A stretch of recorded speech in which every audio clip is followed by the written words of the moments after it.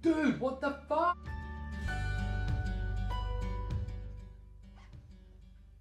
You should really knock in future.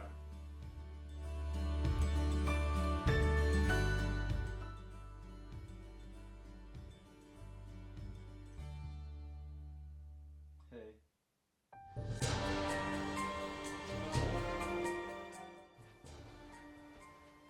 Is this your phone, huh? You cheating on me? Is this what you use to message your whores? Have you been cheating on me? I don't know if I can do this any longer.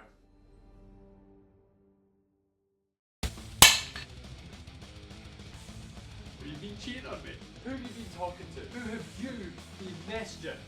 Enough is enough. I'm getting a gun. I'm gonna fucking shoot you!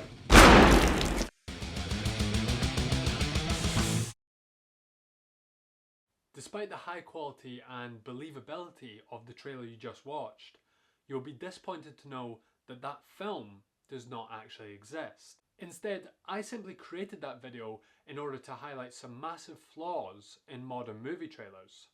Some flaws which I will now discuss. Fuck it. There's no words on it. Fuck it. We'll do it live. Fuck it.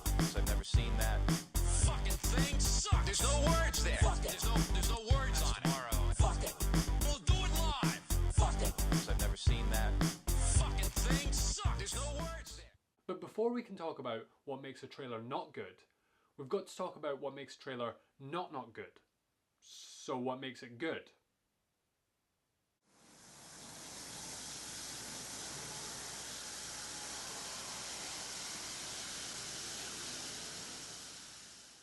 It's common knowledge that most men feel that they have no purpose whatsoever. On the other hand, a film trailer has exactly three. The first, of course, being the most obvious. Entice a viewer into saving up their money and spending 15 fucking quid on a cinema ticket rather than waiting about 2 months until the movie comes out on Netflix. I suppose at least that way you can watch it in the comfort of your own home and not have to worry about some woman who's eating popcorn very loudly behind you, seemingly whenever the film goes quiet. The next purpose is to give the audience some context on the film they're about to watch. Is it a sequel or part of a series like the Marvel franchise? In that case, I'd need to go back and watch all 34 movies and 11 TV shows. You think it's going to end soon, but it's not. The trailer needs to prepare me. For instance, if it's a horror movie, I'll be anticipating the jump scares, and that way I can appear stoic to everyone around me. Or if it's a comedy movie, I'll bring a spare pair of boxers, because sometimes it's so funny that I can't hold the pee in. I'm yet to get through a whole Seth Rogen movie without literally pissing myself. I suppose it's something about his laugh. He's just so funny. It's got to be the laugh, it's got to be. And if it appears that the film contains scenes of a sexual nature, I'll simply book the tickets in advance, making sure that my mother is sat in a completely different row to myself. When she brings this up, I'll blame it on technology. The third and final purpose is to show off which actors are in the movie. If Tom Cruise is in it, I'll have to go and see it, even if it's one of the shit ones. But these are not just three purposes of film trailers. They're the only purposes. Once these three are ticked off, there should be room for nothing else. The audience should only see just enough to make up their minds on whether they're going to go see the film or not. So let's take a look back at the trailer I made and discuss whether that hit the three targets. It did. There's no words there. I don't know, fuck. Firstly, the two leading actors were made clear, myself and Danny Devito. It was also clear that the film is a drama involving violence, both physical and verbal. And finally, does the film look worth paying to see? In our humble opinions, it looks fucking awesome. And if you disagree, you should probably get your brain scanned.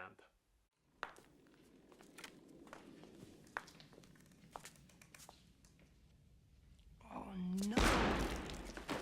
But yet, the trailer involved more than this. A little too much more. Certain scenes were shown which one could only imagine would be huge plotline developing scenes in the actual film. To the layman, I'm talking about spoilers. Go, I can't do it. Fuck it. Go, I can't do it. Fuck it. Go. I remember being a young boy and I was very excited to go and see the new Harry Potter film. But then someone, and I can't remember who, but someone told me that Snape kills Dumbledore. The reason I can't remember who divulged this spoiler to me is because I was quickly filled with a seething rage, which then resulted in a violent outburst. And after blacking out, I woke up being restrained by at least 3 very strong people. Obviously, I still went to go and see the film, but as you can imagine, this spoiler ruined my experience. As humans, we fear the unknown, but the unexpected excites us. That's a quote from me. Before entering the cinema, we're filled with excitement due to the fact that anything could happen in the film we're about to watch. Sometimes I'm so excited that I even get slightly aroused. So why take that void of unexpectedness away from us? Well, that's what modern film trailers do. They show us all the crucial points which make a film exciting whilst we're watching it before we've even watched it. For instance, take the M. Night Shyamalan film which came out last year, randomly named Trap. In this film, a dad takes his daughter to the concert of a famous pop star who she idolises. For context, it would be like taking your daughter to see Taylor Swift or Doja Cat, or taking me to see a live talk from Steve Backshall. Anyway, whilst there, the dad notices that there's a lot of police and SWAT team around. Something suspicious is going on. And after talking to one of the guys who sells merchandise, he finds out that the police are there because they suspect that an infamous serial killer called the Butcher is also at the concert. And the whole thing is basically a trap. Oh, okay. Nah, that makes sense. So the viewer's left to ask, what's going to happen? Is the butcher going to start murdering people? Is the dad going to have to protect his daughter? Well, in the trailer we find out that the dad is actually the butcher. A classic Shyamalan twist which is spoiled before we even reach the cinema. Another 2 examples come from films which are actually in cinemas right now, Flight Risk and Companion. Both of these films contain plot twists which are shown to you in the trailers. Now I haven't even seen Flight Risk, but if I did go to see it, unlikely, I would already know what the unexpected turn of events was. Imagine if the trailer for Reservoir Dogs told you who the undercover cop was. I understand that tension and suspense is built on the audience knowing what the characters don't, but just like when you're sending sexy pictures to your significant other, sometimes showing less is better. Thanks again for watching. There's no words on it. We'll do it live. I'm someone who visits the cinema frequently. Obviously, I could go out clubbing and go to the pub every weekend, but I'm just so darn passionate about cinema. Also, I have a loyalty card and I want to get my money's worth. I also make a point of showing up early. The one time that I did show up late to a screening, it was dark when I walked into the theatre and I accidentally sat on someone. No harm done though, and lesson learned. Also, she was in the wrong seat anyway, stupid cow. But the point I'm trying to make is, I see a lot of trailers, and they're all just so long. All we really need is a little snippet to decide whether we think the movie is going to be good or shit. If Vin Diesel's in it, it's going to be shit. Just show us the setup, a little bit of the exciting stuff, and then tell us when we can watch it. It's said that humans decide how they feel about each other within just the first 5 seconds of meeting one another.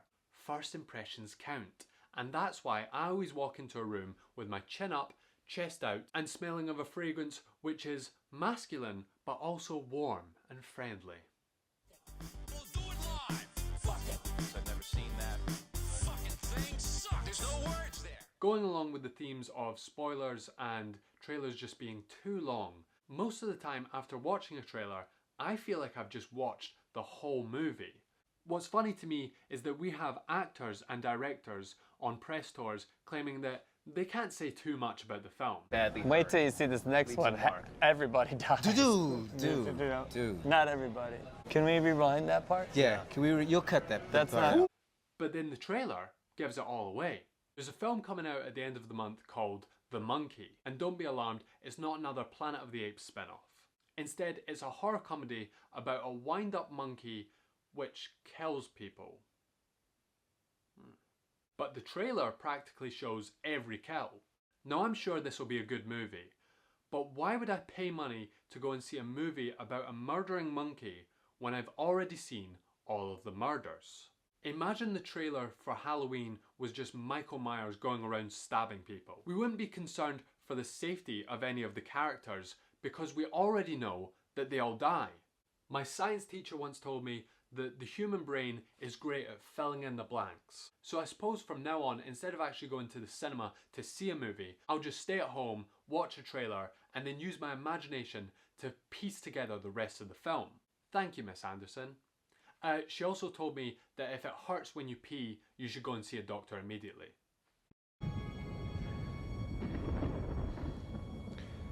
We're in the end game now. I think I've made my point that we have a serious film trailer problem. We even have trailers for the trailers. If anything, the teaser trailer should be the final trailer. Now, I'm no genius, or at least I'm too humble to call myself a genius. If you want to call me a genius, feel free. But I hope that I've outlined where trailers are going wrong and the sort of things we can do to fix them. I do, however, have two more ideas. The first being to bring back great movie posters. We'll do it live. Fuck it. I've never seen that. Fucking thing sucks. Over the past week, each night I've watched an old B movie, simply because I was enticed by the poster. Now, of course, each one of these movies was absolute garbage, but every time I get sucked in by the poster and think, well, if it's anything like the poster, it'll be great. None of them were anything like the poster, but it shows the effect that it has on you. So instead of spending all this time making these 10-minute long movie trailers that spoil everything for you, why don't we spend more time on creating great movie posters which give you just enough? This is the poster for Flight Risk, starring Mark Wahlberg and directed by an anti-Semite. Key viewers will notice that it doesn't even include a plane. Laughable. For this reason alone, I decided to create my own improved version of the poster. Here is my poster.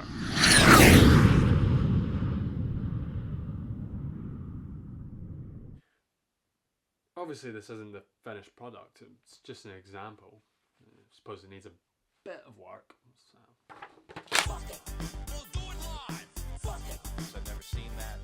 And my final solution, oh no. My final idea is that we should start going into movies blindly. Why don't we just start showing up to the cinema and whatever film's on, go and see it? Who's with me?